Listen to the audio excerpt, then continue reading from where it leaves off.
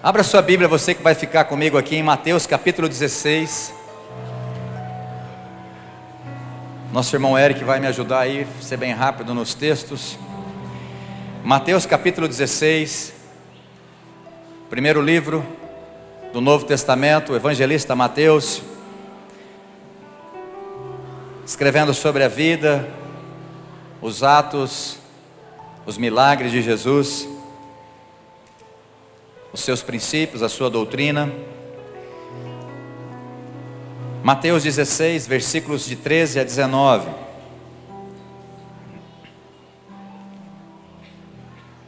Diz assim a palavra do Senhor. Pode pôr lá. A minha versão é a NVT.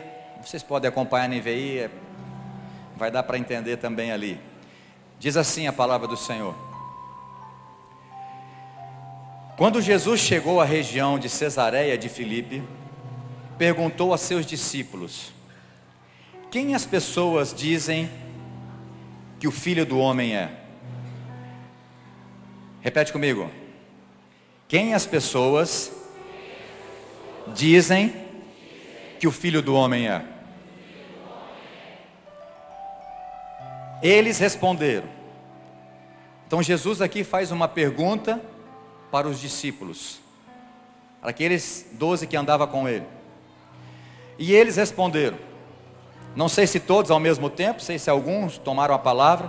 Acredito que Pedro aqui foi um dos que falou. Ele disse assim: alguns dizem que o Senhor é João Batista, outros que é Elias. Esses dois aqui, eram outras pessoas. Elias já tinha morrido. Então o povo dizia que Jesus era outra pessoa que já tinha até morrido. Estão dizendo que o Senhor é João Batista, que o Senhor é Elias, e outros ainda que é Jeremias, ou um qualquer dos profetas. E vocês? Perguntou ele. Quem vocês dizem que eu sou? Repete comigo. E vocês? Vira para o seu irmão do lado e fala assim: e você? Vira para o outro, para ele não ficar com ciúmes. Vira para o outro e fala assim: e você? Quem você diz que é Jesus? Pergunta para o outro, para ele não ficar com ciúmes. Fala: quem você diz que é Jesus?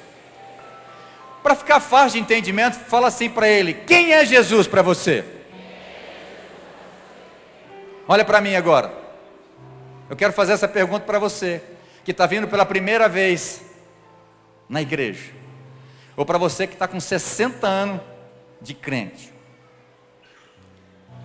Você precisa saber responder certo, porque a resposta certa e como você vai conviver com essa resposta é o que vai te dar uma vida de paz abundante nessa terra e vai repercutir por toda a eternidade para que você possa morar no céu.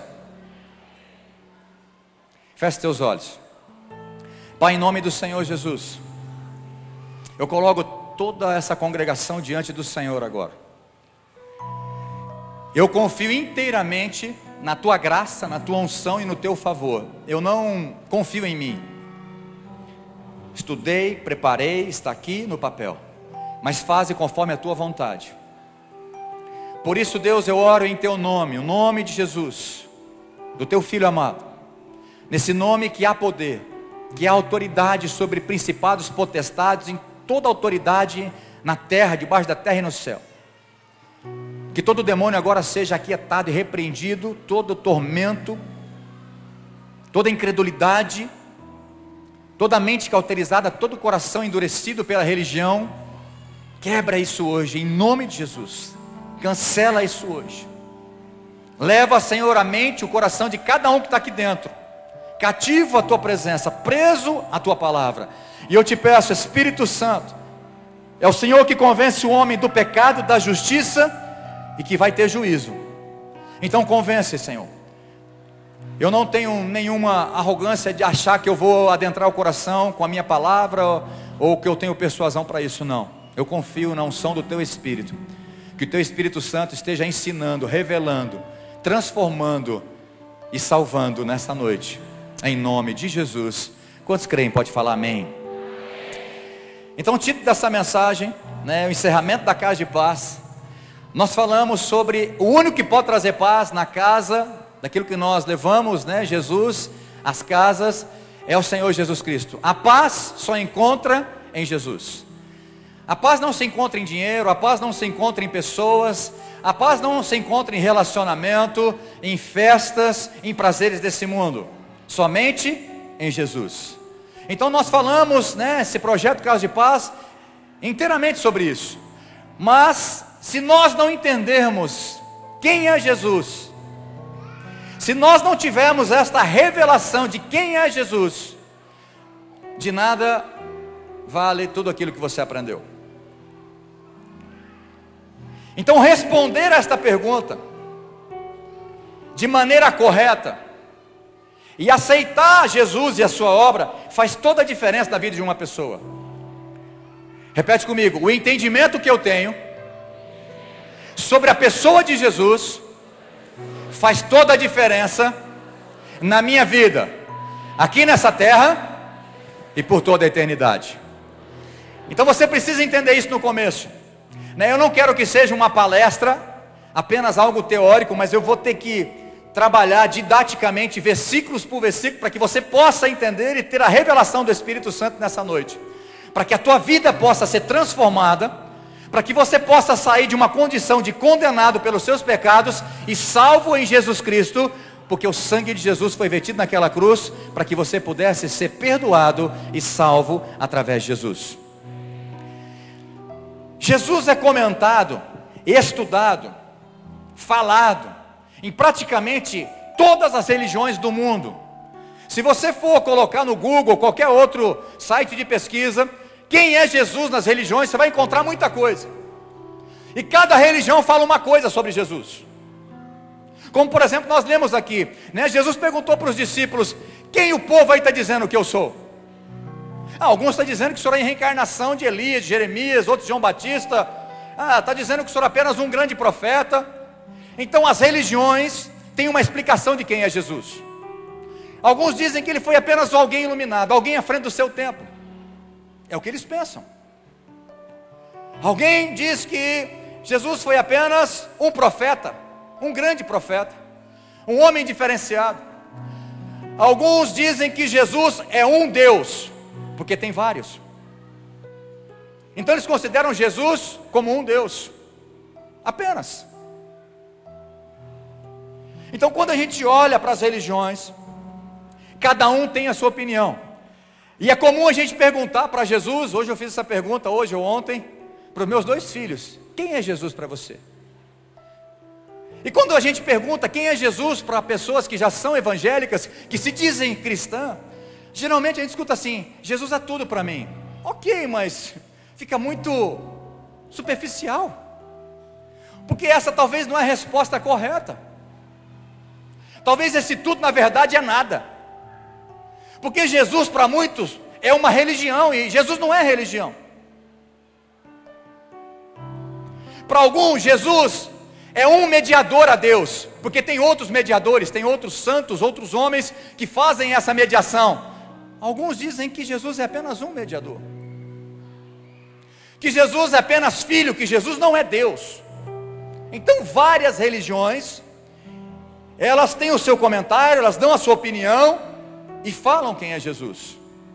Agora, responder essa pergunta de maneira correta faz toda a diferença para você viver aqui na terra e vai repercutir por toda a eternidade. Se não fosse importante, Jesus não tinha perguntado. Quantos concordam comigo?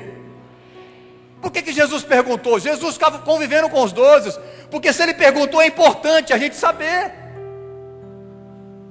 Jesus perguntou: quem dizem que eu sou aí fora? Mas o que Jesus queria não era o que o povo estava falando. Jesus não estava preocupando com aquilo que o povo estava dizendo. Ei, olha para mim, todos que estão aqui, por favor. Jesus não está preocupado com aquele povo que está lá fora. Jesus está preocupado com você que veio aqui, porque Jesus quer se revelar para você nessa noite.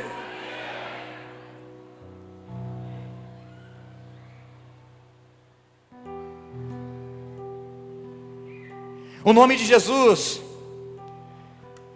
ele é encontrado em mais de 6.000 línguas. Jesus, na época de Jesus, era um nome comum. Só o historiador Joséfo, que era um judeu, ele conheceu pelo menos 12 pessoas que ele cita, inclusive 4 eram sumos sacerdotes. Então o nome Jesus era um nome comum até da época. Na época não se orava em nome de Jesus, na época não se cantava louvores em nome de Jesus.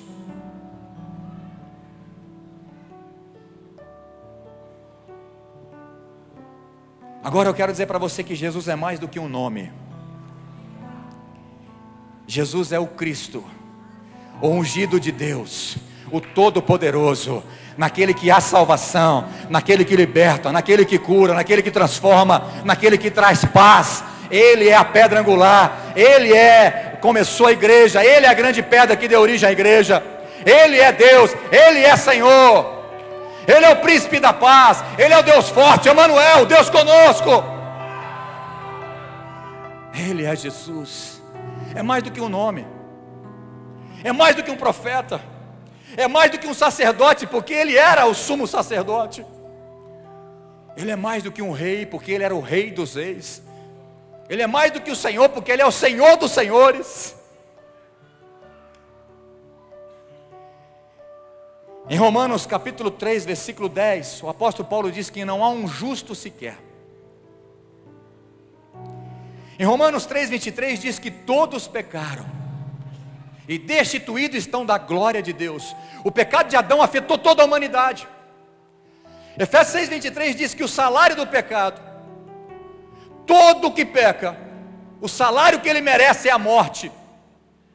Isso é bíblico. Então por isso que quando Adão pecou, Eva e Adão pecaram, eles morreram espiritualmente, eles foram tirados da presença do Pai. Por isso todos nós, todos, indistintamente, quem crê e quem não crê, todos nascem em pecado. Não há um justo sequer. Isso é doutrina de Cristo, falado pelo apóstolo Paulo. Então a humanidade pelo pecado estava condenado ao inferno.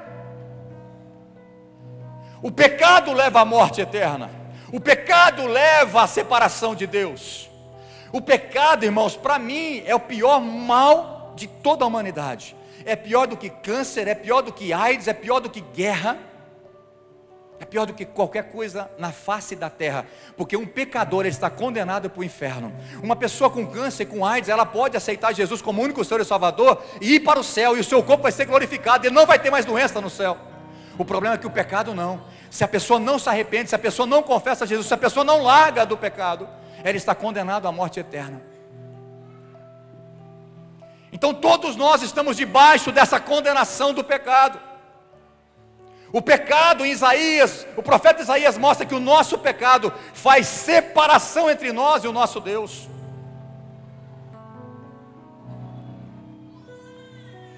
Em João 20, versículo 31,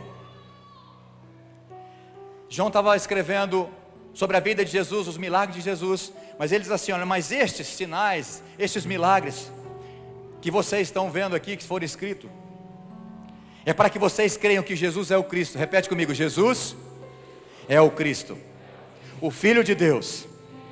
E se você crer nele, você vai ter a vida eterna, em nome dele. João estava dizendo: o que foi escrito nos evangelhos, os milagres, a vida de Jesus, é para que vocês creiam, é para que vocês entendam que por mais que nós somos condenados pelo pecado, mas alguém pagou o pecado por nós, e ele é Jesus.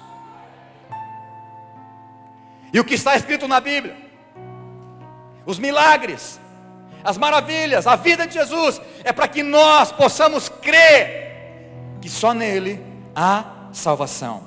Em Atos capítulo 4, versículo 12, diz assim: não há salvação em nenhum outro. Por favor, todos, repete assim comigo: não há salvação em nenhum outro nome.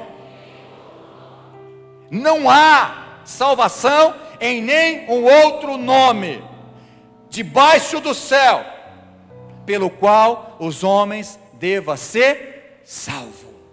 Não há salvação. Por isso que é importante, por isso que Jesus perguntou: quem eu sou? Porque não há outra forma de salvá-los. Não há forma de tirar as pessoas do inferno para levar para o céu, para ser abençoado nessa terra, se não for por meio de Jesus Cristo.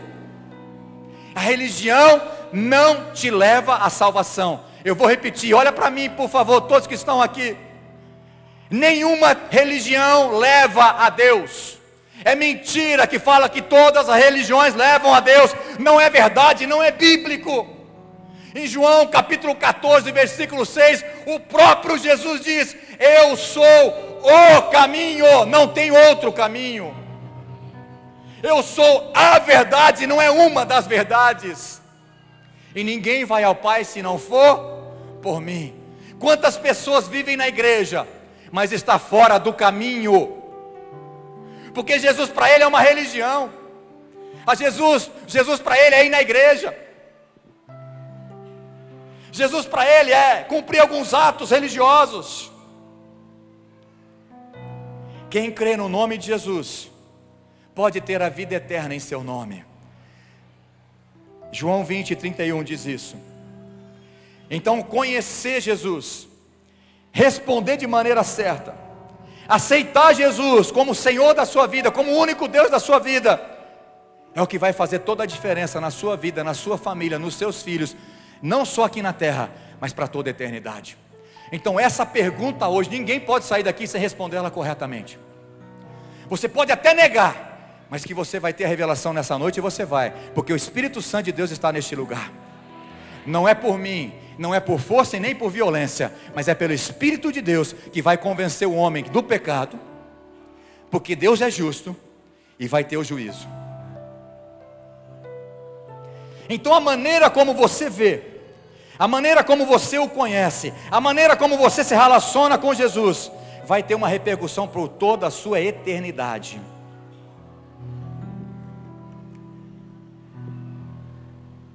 Deus enviou o seu Filho à terra para cumprir um propósito, para que toda a humanidade fosse salva por Ele. Porque Deus amou o mundo de tal maneira que Ele entregou o seu Filho unigênito, para que todo aquele que nele crê não pereça. O que é perecer? Que não vá para o inferno, que não seja condenado à morte eterna. Então Deus amou você. Olha aqui para mim, visitante, você está aqui. Foi um prazer a gente entrar na sua casa.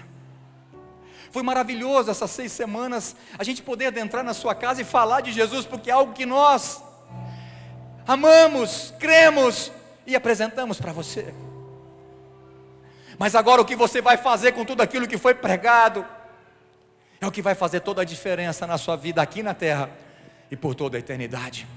Ela vai repercutir por toda a eternidade. Então, porque Deus amou você de uma tal maneira que nós não conseguimos explicar, Ele enviou o seu Filho para sofrer por mim e por você, para pagar o preço, para pagar a nossa dívida, para que todo aquele que nele crê não pereça, mas tenha a vida eterna. Quantas pessoas achando que porque são boazinhas, porque ajuda o pobre, porque faz boas obras, vai para o céu. Outros porque tem cargo na igreja, porque é líder de célula, porque é pastor, porque é diácono, porque é bispo, porque é apóstolo, porque é apostila, não sei o termo que vocês queiram dar, acham que isso vai te levar para o céu. Quem te leva para o céu é Jesus Cristo, a tua vida de santidade, porque sem santidade ninguém vai ver o Senhor. Jesus abriu mão de toda a sua glória, é só você ler em Filipenses capítulo 2. Porque Jesus não usurpou ser igual a Deus, antes a si mesmo se esvaziou, se humilhou, abriu mão do céu, da glória, para viver nessa terra como homem, se humilhou, se esvaziou, tomando a forma de homem. Por que Ele tomou a forma de homem? Porque somente um homem da mesma espécie poderia morrer por um pecador, mas teria que ser alguém sem pecado. Por isso Ele foi gerado lá no ventre de Maria, sem pecado. Não foi a obra do homem, não foi a semente do homem que foi gerada em Maria, mas foi obra do Espírito, para que um homem sem pecado pudesse pagar o teu pecado. E porque Jesus se humilhou, foi até a morte e morte de cruz, Deus Pai o exaltou soberanamente e deu o nome que está acima de todo nome, e todo joelho vai ter que se dobrar, e toda língua vai ter que confessar que Jesus Cristo é Deus, Ele é Senhor. Aleluia! Se for para Jesus, pode ser mais forte. Aleluia! Aleluia!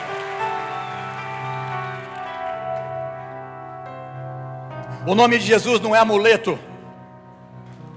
O nome de Jesus não é para usar de maneira indevida.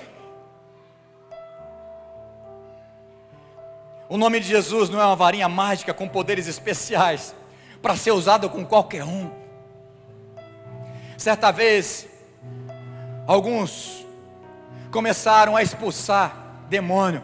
Eu expulso em nome de Jesus. Os demônios falaram: rapaz, eu conheço quem é Paulo, conheço quem é Pedro, eu conheço, mas vocês não conhecem não. Os demônios pegou aqueles jovens, deu uma surra nele, arrancou a roupa deles e foram embora pelado para casa. Porque o nome de Jesus não pode ser usado por qualquer um. O nome de Jesus tem poder, mas na boca daqueles que confessam que Ele é Senhor.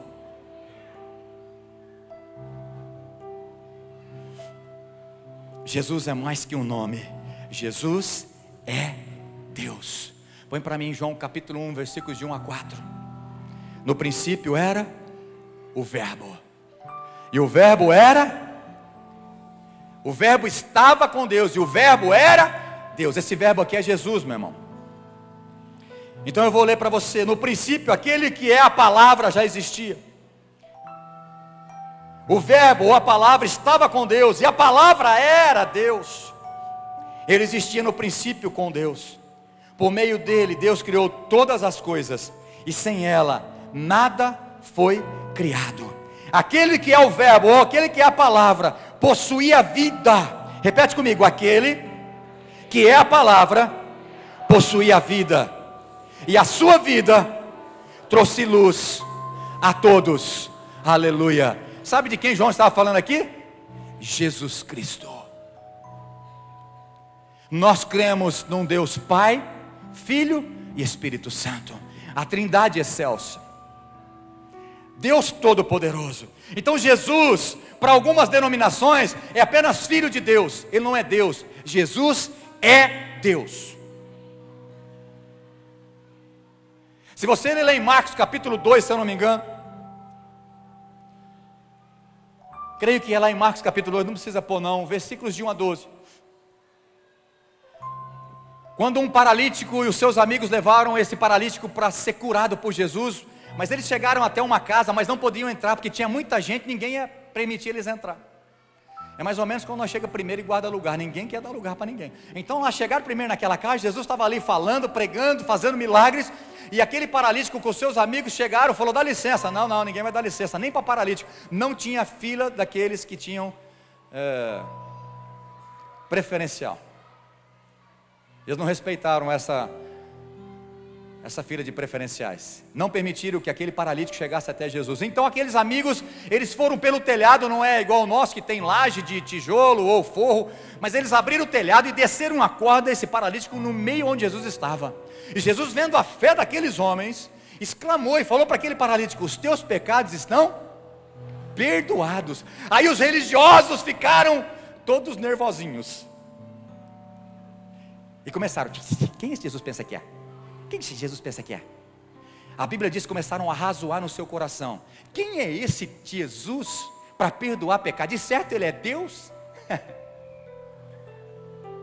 E Jesus, conhecendo o coração dos homens, disse: por que vocês estão aí discutindo? Qual é mais fácil para mim dizer: estão perdoados os teus pecados? Ou levanta e anda, paralítico? E Jesus disse assim: para que vocês saibam quem eu sou, levanta e anda. Imediatamente aquele paralítico saltou, pegou o seu leito e glorificou Jesus como Senhor. Aleluia. Ele é o Cristo. Ele é o Cristo. Conversando com aquela mulher samaritana, lembra? Nós falamos na casa de paz sobre isso. Aquela mulher falou: eu sei que está para vir o Cristo. Jesus falou para ela: já chegou, minha filha. Eu sou o ungido, eu sou o Cristo. Eu vou matar a tua sede. Se você beber dessa água, jamais terá sede. Jesus não é apenas homem. Jesus não é apenas um profeta. Ele é mais do que isso. Ele é Deus encarnado. João capítulo 1, versículo 14. Pode pôr esse versículo para mim. Jesus é o verbo que se fez carne e habitou entre nós. Repete comigo: Jesus é o verbo. Mais alto, irmão, por favor, fala: Jesus é o verbo que se fez carne e habitou entre nós, cheio de graça e de verdade, e vimos a sua glória, glória como unigênito do Pai. Aleluia! Ele é Deus encarnado. Aleluia! Irmãos, você precisa entender isso. O nascimento de Jesus foi algo tão importante, marcou a história da humanidade, que hoje, para contar a história antiga, nós contamos antes e depois de Cristo. Jesus marcou a história de toda a humanidade, não foi dos judeus, não. E tem gente que acha que ainda que ele é apenas um homem, apenas um profeta, que ele não é Deus. Como um homem pode marcar? Como um homem pode marcar o universo todo? Porque ele é Deus. Outra coisa que você precisa entender: todas as religiões da face da terra, todas elas, a grande maioria delas, grande maioria, na sua totalidade, todos os seus deuses, eu não quero falar o nome deles aqui para não ofender, mas os líderes espirituais de cada religião, todos eles morreram e permaneceram mortos. Mas o nosso Deus, o Deus que eu estou pregando aqui para vocês, Ele morreu porque tinha que pagar o seu pecado, mas ao terceiro dia Ele ressuscitou. Ele está neste lugar. O Deus que eu estou pregando, Jesus Cristo, Ele está vivo, aleluia. Ele venceu a morte. Ele está no nosso meio. Jesus é o centro da igreja. Ele é a grande pedra. Ele é o fundamento da igreja, o dono da igreja, edificador e protetor da igreja. Jesus Cristo é o agente de toda a criação. Ele é o sustentador do universo, como diz lá em Colossenses. Nós vamos ler esse texto no final. Ele é o redentor do seu povo. E eu quero destacar 3, 4 coisas bem rápido aqui, que eu já estou partindo do meio para o fim. Já estou acabando. Amém? Ninguém falou amém, então posso falar mais meia hora, aleluia. Mas vamos destacar algumas coisas, algumas verdades importantíssimas, para você sair daqui hoje, no processo, ou pelo menos no caminho, para a sua salvação. Amém? Jesus Cristo é o único mediador entre os homens e Deus. Entre Deus e os homens. Ele é o único mediador entre Deus e os homens. As religiões ensinam que a gente pode chegar a Deus através de outros mediadores, através de santos, através de imagens, através de filosofias, através de força de pensamento, através de sacrifícios. Então, as religiões, inclusive no Brasil tem várias, que apresentam vários mediadores entre Deus e os homens. Mas será que a Bíblia mostra vários? Será que é correto você achar que tem vários mediadores, várias pessoas que podem mediar você, Deus para você? Põe esse texto para mim, 1 Timóteo capítulo 2, versículo 5. Quantos acreditam que esta é a palavra de Deus? A única regra de fé e prática de todo cristão, não estou falando da igreja como ufa, não, de tudo que é cristão verdadeiro, é isso aqui, ó. E a palavra de Deus está dizendo: porquanto há um só Deus e um só mediador. Um só Deus e um só mediador entre Deus e os homens, que é Jesus, o Cristo, homem. Deus encarnado. João capítulo 10, versículo 9, Jesus diz assim: eu sou a porta, quem entrar por ela, vai ser salvo. Então não tem outro mediador, não existe.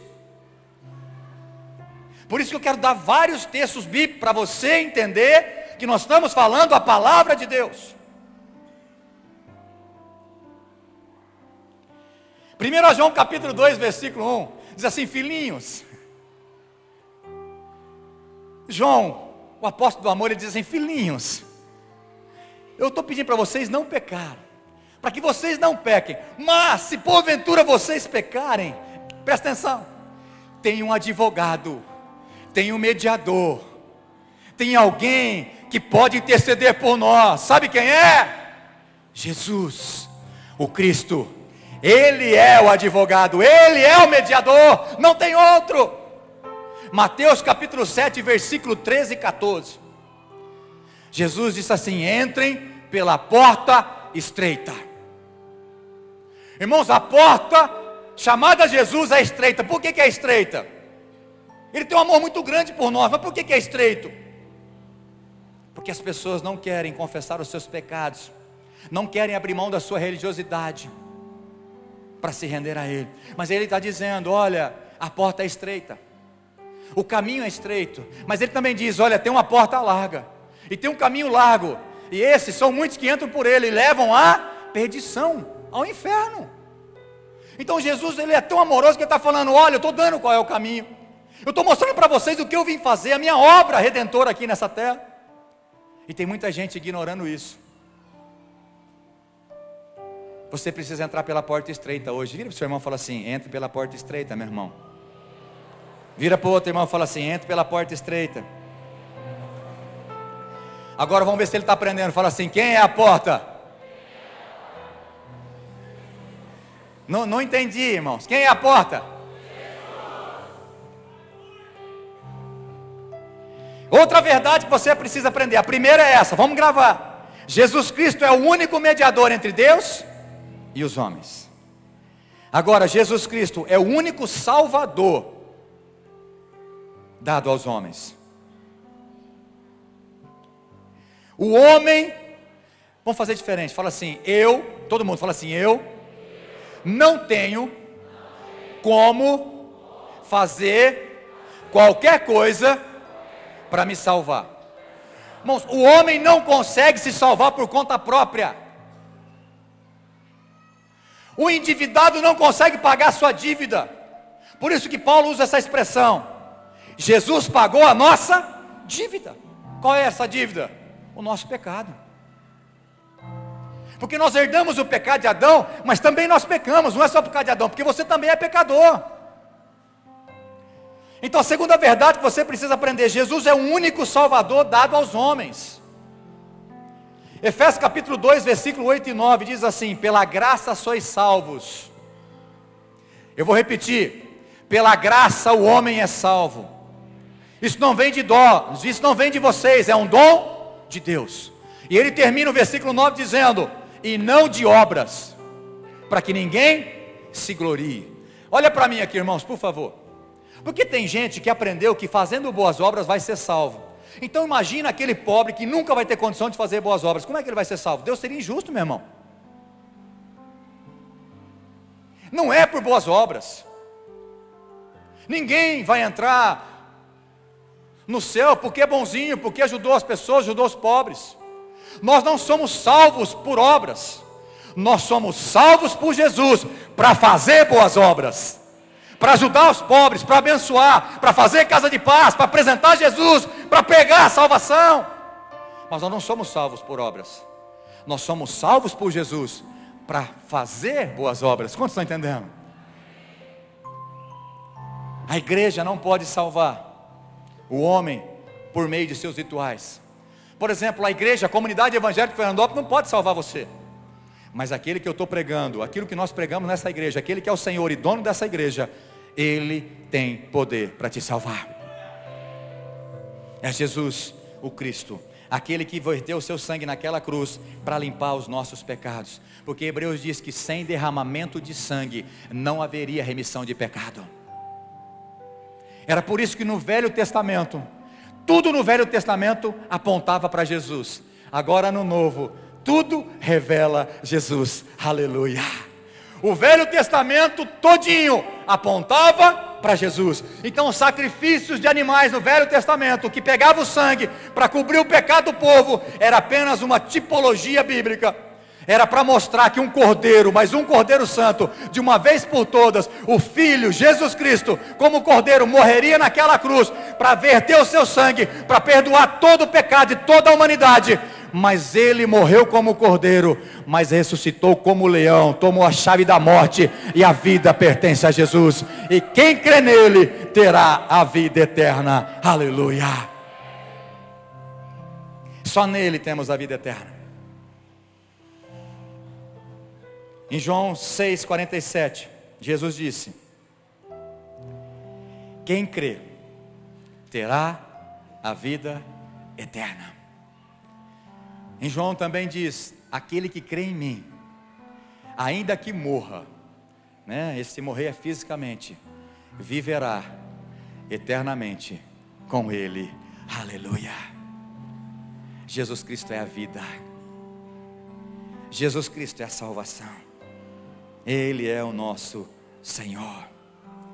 Em Atos 16:31, quando o apóstolo Paulo estava ali pregando na prisão, o apóstolo Paulo disse para eles: olha, não façam isso, não se matem. O que nós devemos fazer? Jesus falou: olha, vocês têm que entregar a sua vida para Jesus, porque vai ser salvo vocês e toda a sua casa. Jesus Cristo, Ele é a salvação de toda uma família. Ele é a restauração, Ele é a paz, Ele é a bênção. E mais uma coisa que você precisa conhecer, uma verdade: Jesus Cristo é o único sacerdote que está intercedendo por nós lá no céu. Ele é o grande sumo sacerdote. Antigamente o povo precisava, na velha aliança, de um sacerdote para pegar o sacrifício do povo e levar diante da presença de Deus. Então os sacerdotes entravam ali no santo lugar, mas só o sumo sacerdote, uma vez por ano, entrava no Santo dos Santos para pedir perdão ou para fazer expiação do pecado da humanidade. Então o povo, eles precisavam de um sacerdote. Hoje não precisa mais. Quando Jesus naquela cruz deu aquele brado: está consumado, a obra foi completada, a velha aliança ficou para trás, agora é a nova aliança em Cristo Jesus. É através do sangue dele, é através de Jesus Cristo, nós temos acesso à presença de Deus. Aleluia. Ele é o nosso sumo sacerdote. Então você não precisa de homens. Outra coisa que a religião ensina: que você perdoa os seus pecados, você paga os seus pecados. Aí você vai lá e confessa o seu pecado para um líder, para um papa, para um pastor, para um padre, para quem seja, um bispo. Aí ele fala: você faz isso, isso, isso, para você pagar os seus pecados. Ninguém que é pecador consegue pagar os seus próprios pecados. Quem pagou os nossos pecados chama-se Jesus Cristo. E a forma de você ser perdoado é confessando em nome de Jesus, pedindo perdão, porque a palavra de Deus diz: se confessarmos os nossos pecados, Ele é fiel e justo para perdoar todos os nossos pecados. É Jesus, irmão. Não são homens, não é você. Você apenas recebe Jesus, você apenas aceita, você apenas começa a ter uma convivência de intimidade com Ele, e não com a religião. Isso que vai fazer toda a diferença na sua vida. Eu quero ler alguns versículos para terminar. Abre a sua Bíblia em Hebreus capítulo 4, ou melhor, acompanha comigo lá. Hebreus capítulo 4, versículo 14 e 15. Antes de Hebreus, eu vou ler Romanos. Romanos capítulo 4, 25. Põe primeiro Romanos 4, 25. Presta atenção nesse versículo. Presta atenção nesses versículos finais aqui. Está falando sobre Jesus. Paulo fala assim: ele foi entregue à morte por causa de nossos pecados. Isso aqui vale a pena você repetir comigo, fazendo um favor. Fala assim: ele, Jesus, foi entregue à morte por causa dos meus pecados. Ele foi ressuscitado para que fôssemos declarados justos diante de Deus. Lembra que eu falei que não há um justo sequer? Mas em Jesus nós somos justificados. A nossa dívida é paga. Nós não estamos mais condenados, mas hoje, através de Jesus, nós somos justificados, nossos pecados são perdoados. Aleluia. Olha o que diz Hebreus, o escritor de Hebreus, versículo 4, 14 e 15, diz assim: porque nos tornaremos participantes de Cristo. Olha só, presta atenção. Você vai se tornar participante de Cristo se de fato você mantiver firme até o fim a confiança que nele depositou do início. Lembre-se do que foi dito: hoje, se ouvirem a sua voz, não endureçam o seu coração, como eles fizeram na rebelião. Jesus morreu pelos nossos pecados, mas ele ressuscitou para nos dar vida eterna. Aleluia. O nosso Deus não está morto, ele venceu a morte. Romanos 8:34. Quem nos condenará então? Quem vai condenar alguém para ir para o inferno? Ninguém. Pois o próprio Deus nos declara justos diante dele. Aleluia. Quem nos condenará? Ninguém, pois Cristo Jesus morreu e ressuscitou e está sentado no lugar de honra à direita de Deus, intercedendo por nós. Aleluia. Hebreus capítulo 7, versículo 25 e 26, estou terminando.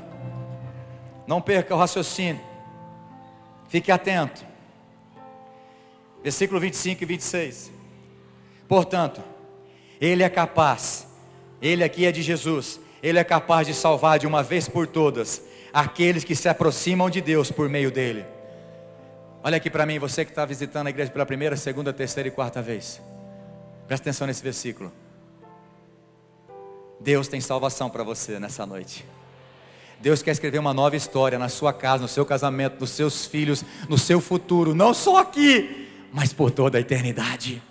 E como você o conhece, como você declara, como você está tendo um relacionamento com Ele, vai fazer toda a diferença na sua família, na sua casa e por toda a eternidade. Olha aqui que está escrito, o escritor de Hebreus escreveu.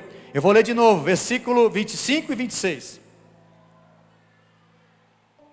Portanto, ele é capaz de salvar de uma vez por todas aqueles que se aproximam de Deus por meio dele. Ele vive sempre para interceder em favor deles. Aleluia.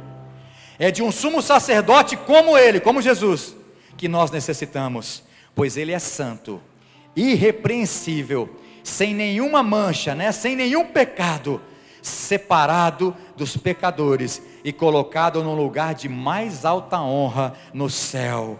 Ele não precisa oferecer sacrifícios diariamente, ao contrário dos outros sumos sacerdotes, que os ofereciam primeiro por seus próprios pecados e depois pelo pecado do povo. Ele, porém, o fez de uma vez por todas, quando ofereceu a si mesmo como sacrifício naquela cruz. Aleluia. O sacrifício de Jesus é suficiente. Ele é o nosso sacerdote, é dele que você precisa. Eu queria que você pudesse entender isso nessa noite. Eu quero concluir, quero chamar o Ministério do Louvor aqui, dizendo que o nome de Jesus é vida, é salvação, é paz, é alegria. O salmista diz assim: na presença de Deus há plenitude de alegria, e na sua destra delícias perpetuamente. Irmão, você quer ter prazer nessa vida? Aceite o Jesus como único Deus, como único Senhor. Tira todos os outros deuses, tira todos os outros senhores da sua vida. Não tem outro mediador, não existe outro Deus. Existe deuses de letra minúscula, vários, demônios, né? Deuses feitos por homens, e por imagens, mas Deus só existe um, que é Criador. Só você lê a Bíblia, Isaías, vários profetas, declarando isso. Só existe um Deus, só existe um que pode salvar você de toda a condenação que o pecado te trouxe. Eu quero terminar lendo Colossenses capítulo 1, presta atenção. Se você ainda não entendeu, eu creio que esses versículos vão te dar a compreensão exata. Capítulo 13, falando da supremacia de Cristo sobre todas as coisas. Diz assim, o Filho, falando de Jesus, versículo 15 na verdade, eu vou ler do 15 em diante, diz assim, o Filho, pode pôr esse para eles acompanhar, Colossenses capítulo 1.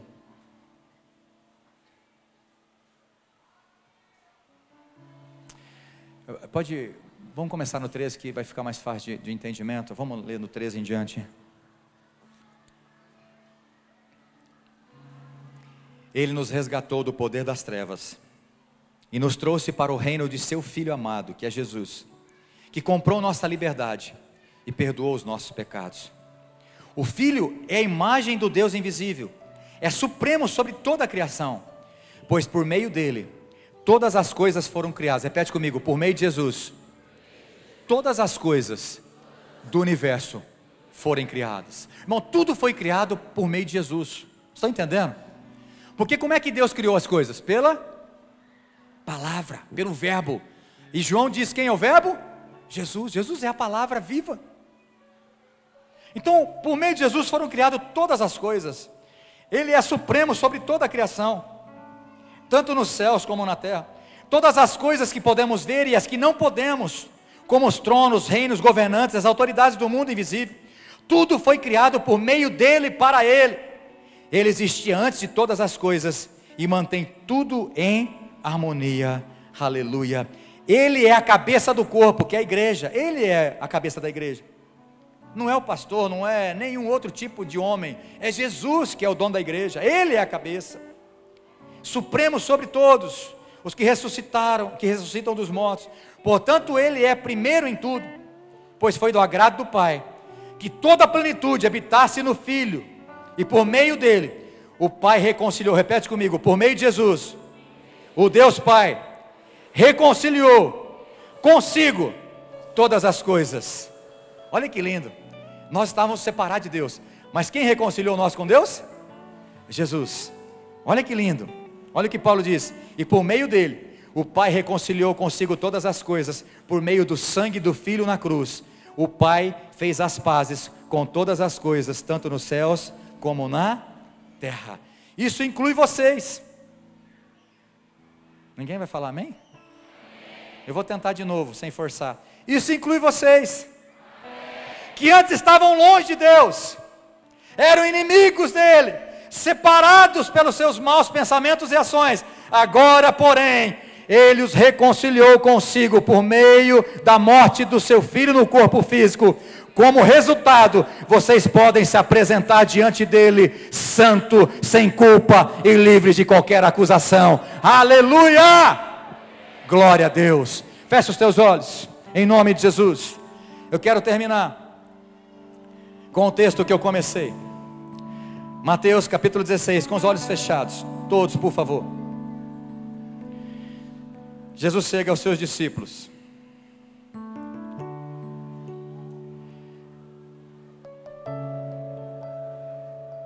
e disse: quem as pessoas aí dizem que eu sou? Eles responderam, mas Jesus perguntou: e vocês? Jesus está aqui hoje perguntando para você: quem é Jesus para você? Verdadeiramente, quem é Jesus para você? Essa resposta vai fazer toda a diferença para você hoje, vivendo aqui na terra, e vai repercutir por toda a eternidade. Eu acredito que houve um silêncio naquele momento. Simão Pedro respondeu, tomou a palavra e falou por meio dos 12: o Senhor é o Cristo, o Filho do Deus vivo. E Jesus disse: que grande privilégio você teve, Simão, filho de João. Foi meu Pai no céu quem lhe revelou isso. nenhum ser humano saberia por si só. Agora eu lhe digo que você é apenas uma pedrinha, você é Cefas, Pedro. E sobre mim mesmo, está falando sobre esta pedra, sobre Jesus, eu edificarei a minha igreja, e as forças da morte e as portas do inferno não prevalecerão contra a igreja do Senhor. Há poder no nome de Jesus. Você que está aqui hoje e gostaria de fazer uma oração comigo, entregando a sua vida para Jesus, e fazer uma oração aqui como Pedro falou: olha, eu quero Jesus como meu único Senhor e Salvador da minha vida, porque Ele é o ungido de Deus. Ele é aquele que morreu na cruz para perdoar os meus pecados, para poder me tirar da condenação do meu pecado e para me levar para o céu, para que você possa ter paz nessa terra, na sua casa, no seu casamento, na sua família, e também por toda a eternidade, e morar com o Senhor e ser livre da condenação da morte. Só você que quer fazer essa oração comigo, que nunca fez, você que está visitando a igreja, levanta a sua mão, eu quero orar com você. Quantos gostaria, que entendeu que Jesus é o Cristo, Jesus é o Senhor, Ele pode salvar de todo o teu coração, gostaria de fazer essa oração? Amém, glória a Deus. Muita gente.